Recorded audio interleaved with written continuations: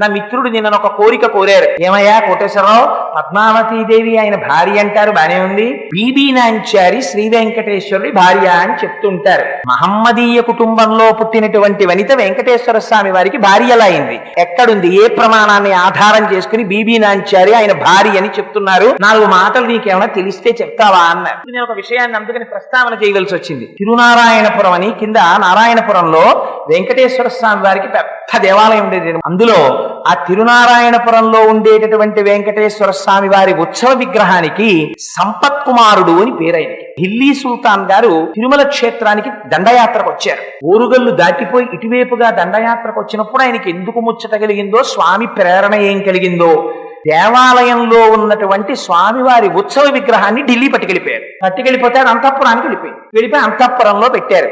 ఢిల్లీ సుల్తాన్ గారి కూతురు ఆ విగ్రహాన్ని చూసి ఆ తల్లికి ఏం కనపడిందో, అందులో అబ్బాయి ఎంత అందంగా ఉన్నాడో, స్వామిని రోజు మహమ్మదీయ కుటుంబంలో జన్మించిన జన్మ కారణం కాదండి.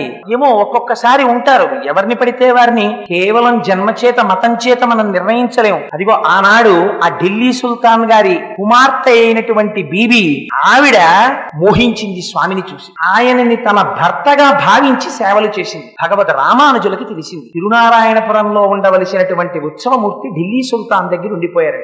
ఢిల్లీ వెళ్లి ఆయన సుల్తాన్ గారిని మెప్పించి ఆ ఉత్సవమూర్తిని తీసుకొచ్చేశారు. ఆ స్వామిని విడిచిపెట్టి ఉండలేకపోయింది ఆయన కుమార్తె. ఆవిడ కూడా వచ్చేసిన తర్వాత ఆలయంలో స్వామికి ప్రతిష్ఠ అయిపోతే స్వామి ఇంకా బయటికి రాదు. స్వామికి ప్రతిష్ఠ అయితే ఆవిడ ఏడ్చింది. నేను మహమ్మదీయ కుటుంబంలో పుట్టిన స్వామి పట్ల అపారమైన వ్యామోహం పెంచుకున్నాను, ఆయన్ని చూడకుండా ఉండలేను అని అడిగింది. రామానుజుల హృదయం కరిగిపోయి అమ్మ నీకే నిబంధన అడ్డురాదు, భక్తి ప్రధానం, వెళ్లి దర్శనం చేయమన్నారు. ఎవ్వరికీ దక్కని అదృష్టం ఆ రోజున ఏమైందో తెలుసా అండి?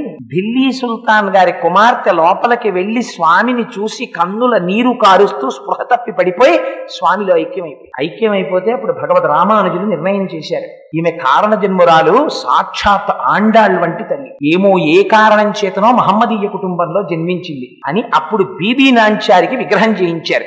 ఆ విగ్రహం ఇప్పటికీ ఎక్కడుందో తెలుసా అండి? ఆ విగ్రహాన్ని రామానుజాచార్యుల వారికి శ్రీరంగంలో ఉన్న శ్రీరంగనాథుడు అంటే చాలా ఇష్టం. శ్రీరంగనాథుడికి వెంకటేశ్వరుడికి తేడా ఉండదు. అందుకని శ్రీరంగనాథుడి పాదాల చెంత బీబీ నాంచారిని ప్రతిష్ఠ చేశారు. ఇది ఇప్పటికీ శ్రీరంగం వెడితే బీబీ నాంచారి విగ్రహం ఏదంటే చూపిస్తారు, పాదాల దగ్గర ఉంటుంది. అందుకని ఒక మహమ్మదీయ కుటుంబంలో జన్మించి వెంకటేశ్వరుడి యొక్క పత్నీత్వాన్ని పొందినటువంటి మహాదృష్టాన్ని పొందినటువంటి తల్లి బీబీ నాంచారి.